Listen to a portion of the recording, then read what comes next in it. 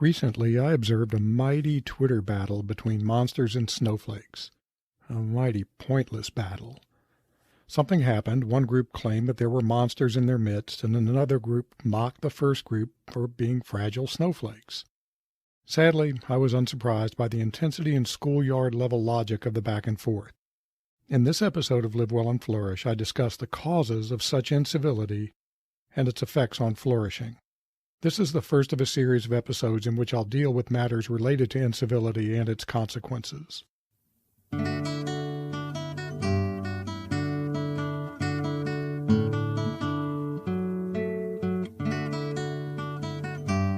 Welcome to Live Well and Flourish, where I help you understand what it means to live a flourishing life. I'm your host, Craig Van Slyke. If you're ready to think beyond material and external success, if you're ready to take control of who you are and the kind of life you live, if you're ready to flourish, this is the podcast for you. A short time ago, I attended a conference. Without going into details, a polarizing individual attended, unannounced. Some people blasted the organizers for allowing this person's presence, which led to an apology being posted to Twitter, which was immediately followed by mocking tweets in response. At last count, or at least when I got tired of looking at them, the apology tweet had almost 14,000 comments and 6,700 retweets. It was a Twitter storm at its finest. Well, finest might not be the best description. And a shout out to Jonathan Swift. Let's call the two groups the big enders and the small enders. Swift's Gulliver's Travels includes a story about prejudice against people who break their eggs on one end rather than the other end. Note the big and small in the following discussion are assigned pretty randomly to the two groups, so I don't intend any value judgments.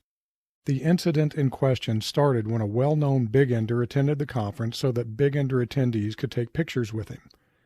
Some small enders saw this big ender and spread the word and took collective umbrage with his presence and expressed their concerns to the conference organizers, who issued the aforementioned apology online, and the you-know-what storm was on.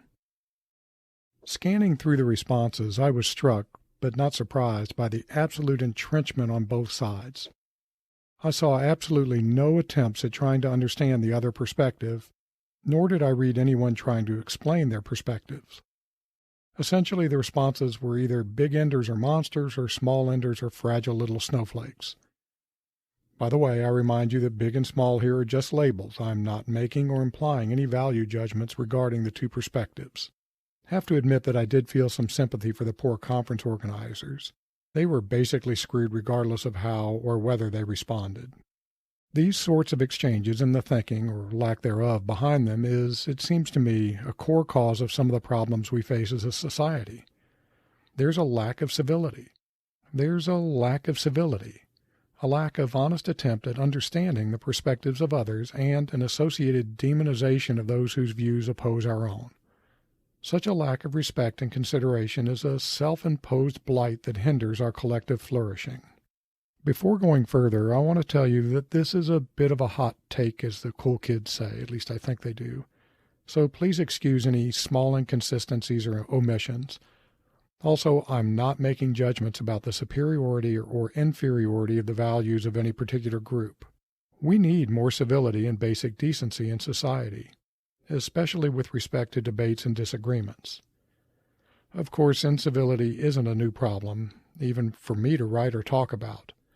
I first started being concerned about incivility during the 2016 U.S. presidential election campaigns. In fact, I wrote an essay about incivility then. Sadly, today the situation is no better. Here's the bottom line. Until we can be more civil in our societal debates, we'll remain mired in a quagmire of a status quo that is satisfying to virtually no one. For God's sakes, can't we all just treat each other like human beings instead of evil monsters, fragile snowflakes, or unthinking idiots? Really, we all just need to grow up and remember that the world is a diverse place, full of people with different backgrounds, experiences, and perspectives. Just because someone disagrees with you doesn't mean they're evil or an idiot. To me, it seems that three factors contribute to incivility. The first is a lack of humility. At its core, civility requires humility. It requires an acknowledgement that we're not at the center of the universe and that we're not all-knowing. This humility gives us the realization that we need to behave in ways that recognize others and their feelings. This leads us to our second factor. Civility, especially civil discourse, requires us to not only acknowledge that others are important, it also requires acknowledging that we may be wrong. One of the things that makes a controversial topic controversial is that the answer or solution isn't obvious. The correct path is unclear. Pick any of the many difficult challenges facing our society. Regardless of the issue, I don't know the answer with absolute certainty, and neither do you. You may think you know, but you don't. You may believe in an approach, but you don't really know if it will work. Sure, we can and should apply evidence and reason, but at the end of the day, there are too many unknowns to really know the answers. By the way, this doesn't mean that we shouldn't advocate for certain positions or solutions. It just means that we should listen to contrary views. Finally, incivility comes from cluelessness. Sometimes we're simply unaware of how we appear to others. We just don't think about how we come off to other people. Most of the people I've unfollowed or muted on social media are nice people. They aren't trying to be uncivil, they just seem a bit clueless about how they're being perceived. What makes all of this worse is that there actually is a time for incivility, for what has been called righteous incivility. There's a time to put aside niceties and go for righteous anger. Here's the thing, though. Righteous incivility should be reserved for those times when there's absolutely no doubt about the righteousness of your position. Absolutely no doubt. I'm going to say that again. Absolutely no doubt. Unless you're horrendously intellectually arrogant, there are precious few times when you should hold to this level of confidence. This is especially true when you haven't subjected your beliefs to rigorous challenges. I'm reading Amy Olberding's interesting book on rudeness. There's a link in the show notes, which includes some insightful discussions on righteous incivility. Let me quote from the book. If I fight on the side of justice, surely I can enjoy getting in some licks on justice's behalf.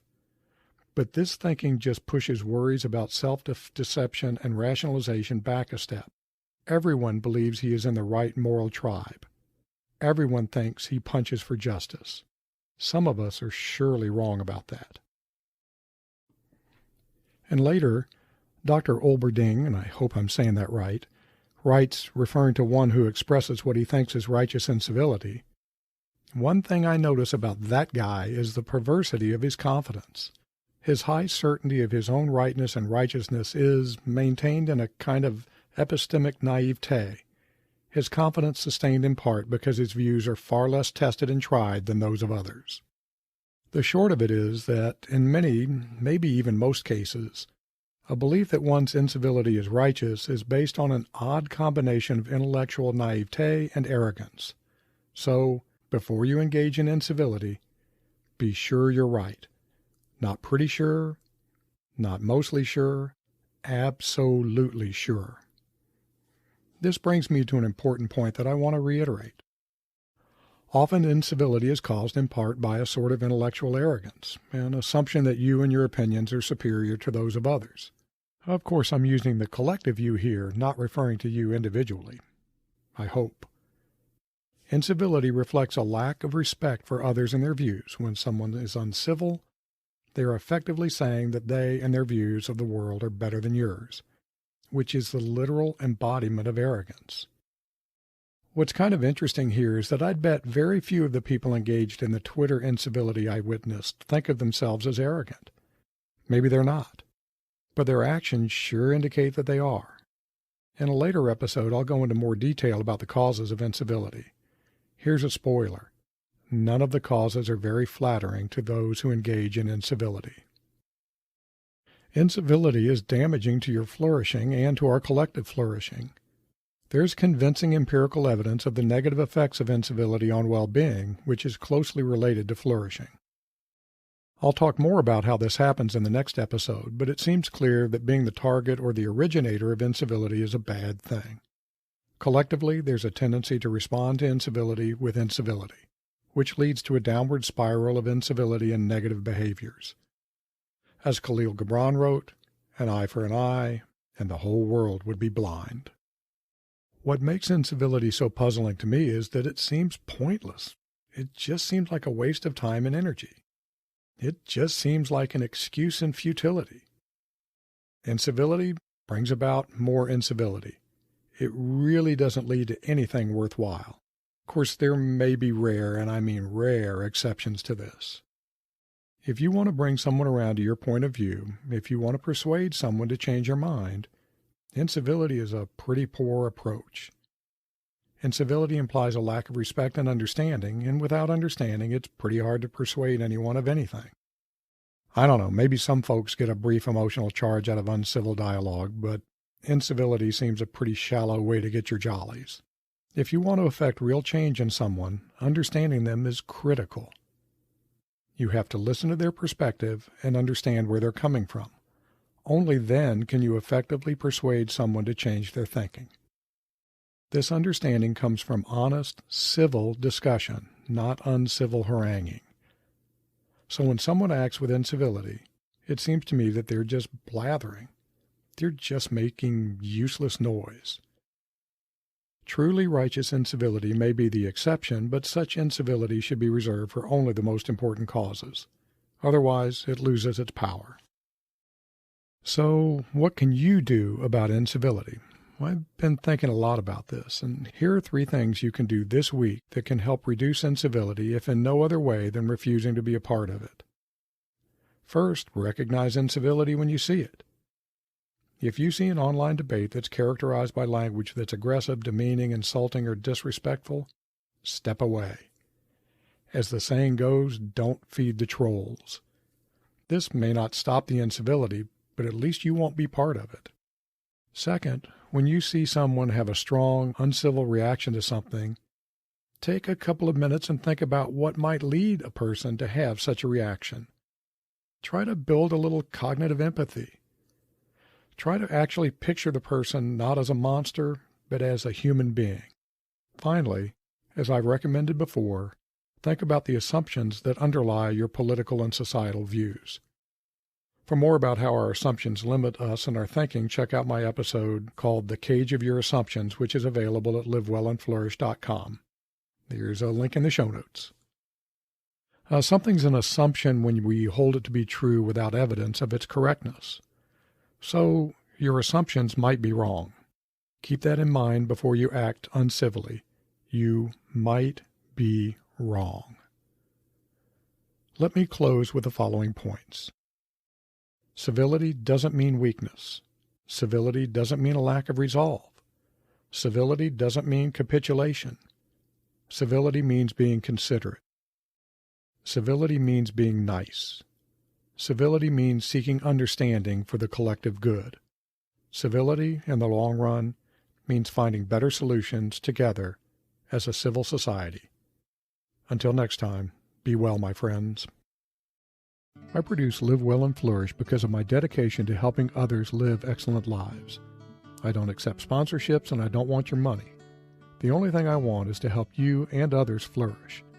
If you've received some value from this episode, please share it with someone that might also benefit from listening. The best way to do that is to direct them to livewellandflourish.com. Until next time.